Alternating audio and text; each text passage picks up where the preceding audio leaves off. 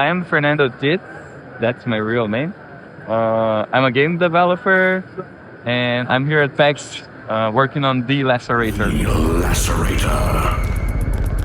My background is actually not into game dev. So I had a degree in physical education, and I worked as a personal trainer for like around 3 to 4 years before I start making games. But actually, like, making games was always something that was always a dream that I had since I was a child. And then I just got tired of thinking about making games and started kind of studying by myself on how to make them. The first horror game that I made was actually because I thought it was a little bit easier to do something good with horror. Because, for example, if you have only walking, you can already do a horror game. If you're doing like a hack and slash or action, you need way more than walking. So that was like my entry in making them. But I love it so much. This is my third one, so. For the Lacerator, I'm trying to create a very unique experience.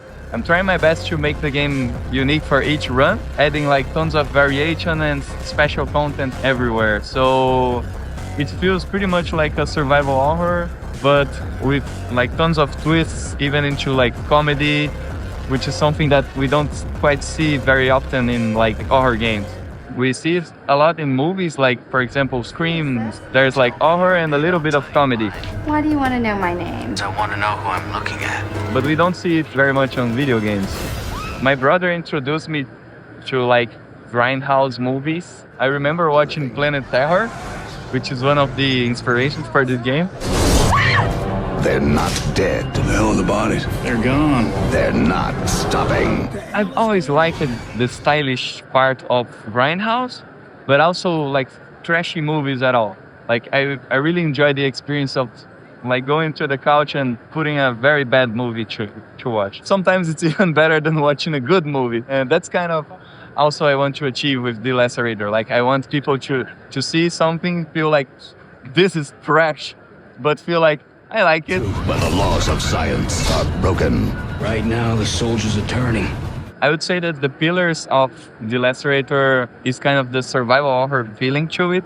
So it draws inspirations from like Resident Evil, Silent Hill. It has the resource management and stuff. The other pillar would be like the laceration mechanic. The Lacerator can come around and cut you to lose limbs, or you can also lose them by traps.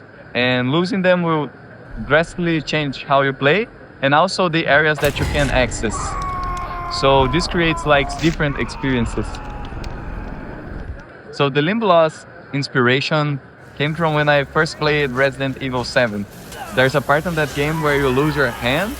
At that time I thought, oh my god, will I have to beat the whole game without my hand? This concept got into my mind. How would it be a game that you lose a limb and you just keep moving without it? Just like in Planet Terror, that the lady puts a weapon on his leg, she puts an assault rifle, right? Later on in the game, there are like multiple weapons that you can put on your lost limb. So that's kind of inspiration from Planet Terror and also Evil Dead, which are like two great movies in my opinion. Especially the second Evil Dead, it's my favorite one. Groovy. I tried to balance like the limb loss mechanic by limiting the player, but also giving advantages in another area. So let's say, when you lose your leg, Max will crawl. His melee attacks is weaker, and locomotion is different. If you don't have your leg and you're crawling, you can be a little bit more stealthy. So you can crawl under tables, and enemies can have a harder time like spotting you. Also, for example, when you get the chainsaw on your leg, then he gets back the locomotion, and he has one of the most powerful weapons. So maybe you're a little bit weaker here, but you get way stronger later. And Lacerator is kind of about trying to adapt to the situation. So you can still finish the game, you can still beat it. It's all up to adapt and see what you can do. Many of the influences in Lacerator are from like clips from movies that are known as bad. Sometimes I just go to YouTube and I search like worst death scene ever or worst acting moment ever.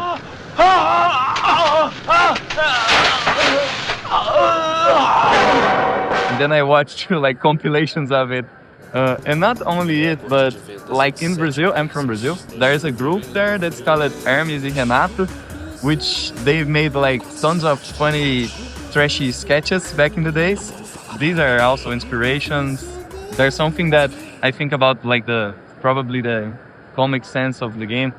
I also kind of borrow inspiration from a few Brazilians redubbing editions of movies. So there's a famous one which is an old Batman episode. They just recorded the screen and then they recorded over saying like, so Max, he's a porn star. When I designed Max, I was thinking about those 80s protagonists that are very ego-boosted guys. Max, the man who loves sex. This guy that doesn't really care about anything else besides himself. Just another sexy job with another sexy woman. He has like a sexualized version and vision in his head that at the start of the game, he doesn't even realize how fucked up the situation is. I just thought about the general concept of this guy that we all kind of know. And then I started thinking, like, whenever I write dialogues for him, what would Max think here? So it's probably not the ideal way to be, but that's how Max thinks and works. When I started working on Lacerator, I watched the series Mindhunter. When you slit a person's throat, you need to cut it from ear to ear in order. This was a learning for me to how does the mind of a psycho works.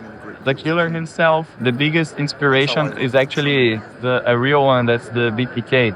I don't know if he lacerated people. I think not. He would take pictures of himself.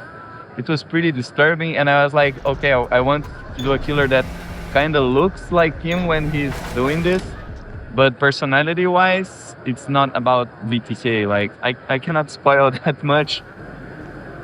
My first intention was actually just to have the fixed camera. And the tank controls is something that I personally really like from the old Resident Evil games, Silent Hill. But then I realized that plenty of players would miss it because of this, because I didn't want to do the modern controls where you move the camera direction. And then I thought about implementing the Resident Evil 4 style camera, so you cannot strafe around. When you move to the side, he actually turns. The main reason is also because I really like that game too. 4 has a very special place in my heart. But I see that players, they pretty much go with what they prefer.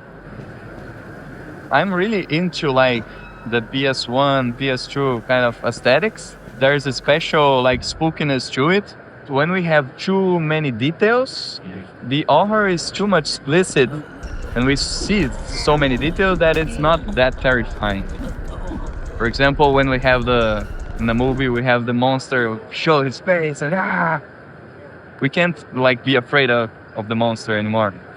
This kind of graphics, like PS1, pixelated, crunchy, you don't see the full picture. So you see it, but something feels off or something feels missing. So it gets a little bit more spooky, I guess. Besides being like a practical thing, like it's way easier to do like models and more levels and more content to it when we have like simpler graphics. After I partnered up with DreadXP, they have been 100% supportive. They pretty much just wanted me to keep on making the game that I wanted. They also like funded the game so I could quit my job, which was also in game development, but I could quit my job to focus completely on developing the Lacerator. And also they have like Q&A that's helping a lot. They pretty much only supported like my vision, and it was very good. It's very good.